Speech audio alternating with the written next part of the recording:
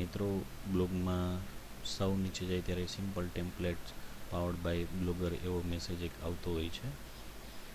આ પ્રકારનો મેસેજ હોય છે. તો એ ઘણા મિત્રો કહેતા હોય છે કે આ મેસેજ કેવી રીતે દૂર કરી શકાય અને કોપીરાઇટ આપણા લખવા હોય તો કઈ રીતે લખી શકાય. તો એના માટેનો હવે આપણે જોઈએ. એના માટે આપણે સૌપ્રથમ આપણી વેબસાઇટમાં sign in થશું.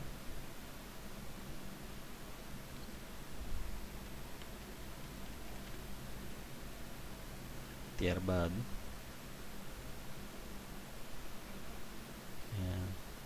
Go to post link પર ક્લિક કરીશું. હવે અહીંયા મિત્રો ટેમ્પલેટ લખેલું છે, અહીંયા ક્લિક કરીશું. હવે એમાં એડિટ HTML લખેલું છે, આ જગ્યાએ ત્યાં ક્લિક કરીશું. હવે કંટ્રોલ અને F કી પ્રેસ કરવાની છે. કંટ્રોલ અને F કી, કંટ્રોલ દબાવી રાખું છું અને F કી દબાવું છું એટલે અહીંયા એક આ પ્રકારનું બોક્સ જેવું છે એ ઓપન થશે. એ તમારે કરવાનું છે શું અહીંયા એ જોઈએ. આ વેબસાઇટમાં સાથે આ ટાઈપના બ્લોગ કોડ આપેલા છે, એમાં આટલું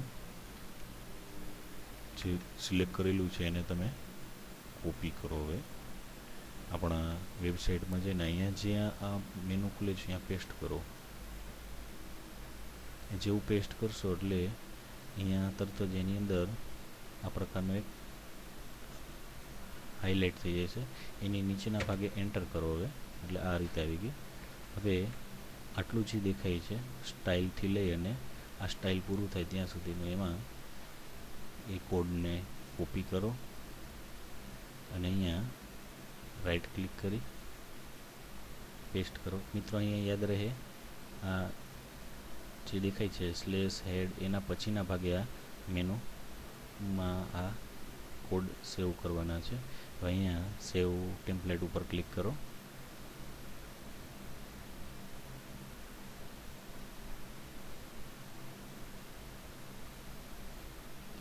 વ્યૂ બ્લોગ ઉપર ક્લિક કરીશું.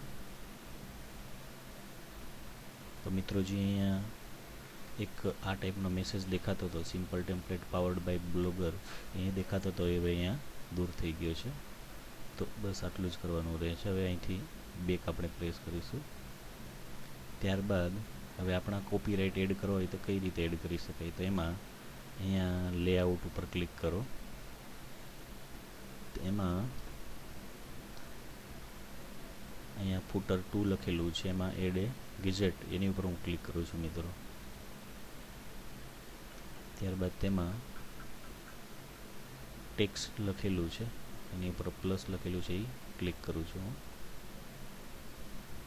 હવે તમે અહીંયા તમારી માહિતી લખી શકો છો. કોપીરાઇટ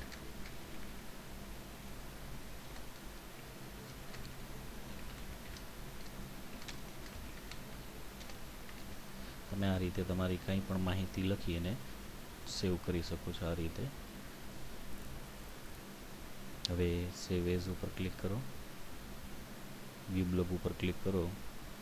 તો આ રીતે નીચેના ભાગે copyright@ કલ્પેશ મારું મેં લખેલું હતું તો આવી ગયું. તમે તમારી રીતે તમારા કોડ અહીંયા માહિતી છે રજૂ કરી શકો છો.